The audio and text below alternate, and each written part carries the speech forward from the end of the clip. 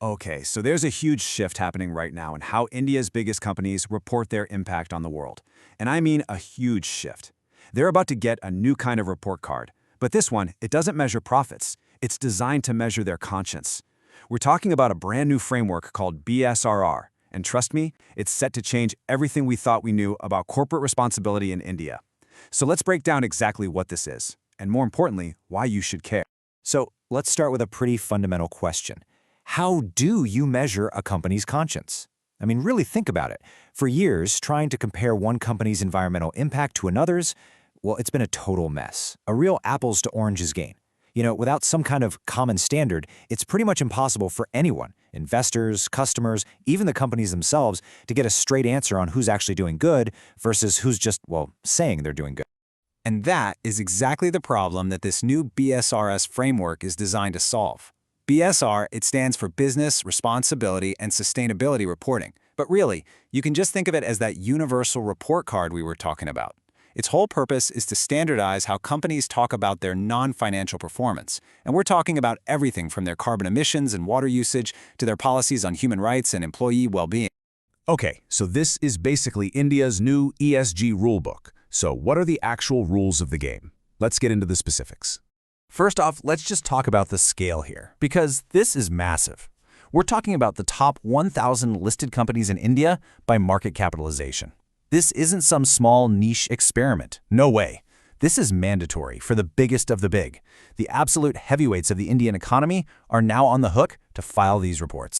And the goal here is really simple, but it's also incredibly powerful. To create one single unified standard for all things ESG. That's environmental, social, and governance. Before this, it was kind of like the Wild West. Every company had its own way of reporting its own metrics. Now, everyone has to use the exact same format. And that means for the first time, all this data is standardized, and this is the crucial part. It's actually comparable. So how does the report actually work? Well, it's pretty cleverly structured. The whole thing is built around 140 questions, but they're split into two different buckets. First, you've got the essential indicators. There are 98 of these, and they are absolutely mandatory for everyone. This is the core stuff, energy use, emissions, waste. But then there's another level, the leadership indicators. These 42 questions are voluntary. They're for the companies that really want to show off, to prove they're going way beyond just the basics. It's like the extra credit of corporate responsibility. So you might be wondering, why now? Why does this standardized reporting matter so much all of a sudden? Well, the thing is, this wasn't some overnight decision. To really get why this is happening, we've got to look at how we got here. See, BSR didn't just pop up out of nowhere. It's really the latest step in a journey that's been going on for over a decade. It all started back in 2009 with some voluntary guidelines.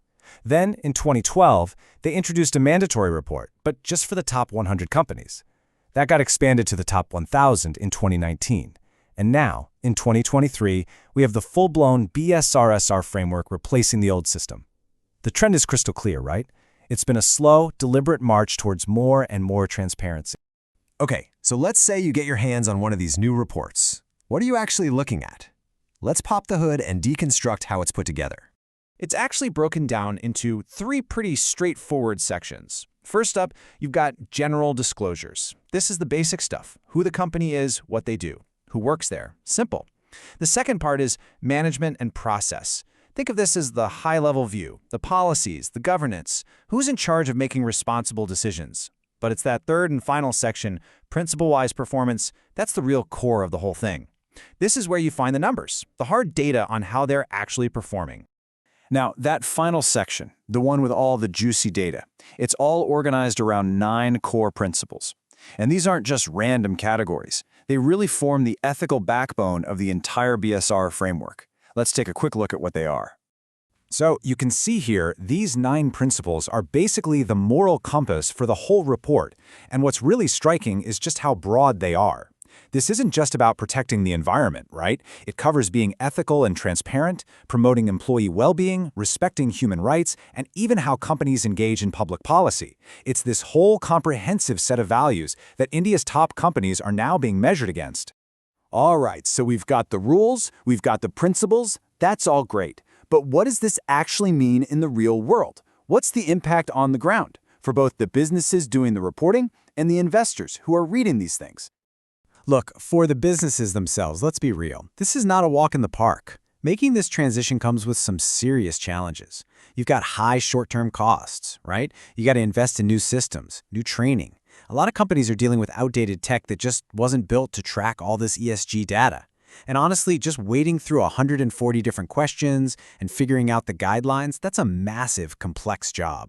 But, and this is a really important but, for investors, this is a whole different story. While the companies are dealing with these headaches, all this new transparency, it unlocks some incredibly powerful advantages. It's a total game changer. For investors, the benefits are just massive. For the first time, they can make informed decisions using clear, comparable data on all those non-financial risks, the kind of stuff that never shows up on a normal balance sheet. This level of transparency gives you a much deeper look into how a company really operates. It also forces companies to innovate, to come up with more sustainable solutions. And the evidence is pretty clear. Companies that take this stuff seriously are often better positioned for long-term growth. And that, of course, means better returns. So where is all this headed? What does the future of BSRS look like? And what does it signal for business in India? One of the most important things to understand is that this isn't just an internal domestic policy. Not at all. The BSRS framework was specifically designed to be interoperable, meaning it lines up with big global frameworks like the GRI and TCFD, and that's absolutely critical. It positions India not just as a follower, but as a potential leader on the world stage when it comes to corporate sustainability. And this quote from Dirk Visser really nails it. Ambitiousness and ESG strategy is what is going to unlock value and innovation. And that's the whole point, right? This isn't just about compliance or ticking a bunch of boxes on a form. The real goal of BRSR is to act as a catalyst, to push companies to get more ambitious, because that's where the real value and the real innovation is going to come from. So that leaves us with the big multi-million-dollar question. The framework is here, the rules are set, but will this new sustainable report card actually, truly change the DNA of how business is done in India? You know, only time will really tell, but one thing is for sure, the conversation itself has already changed for good. Thanks for tuning in.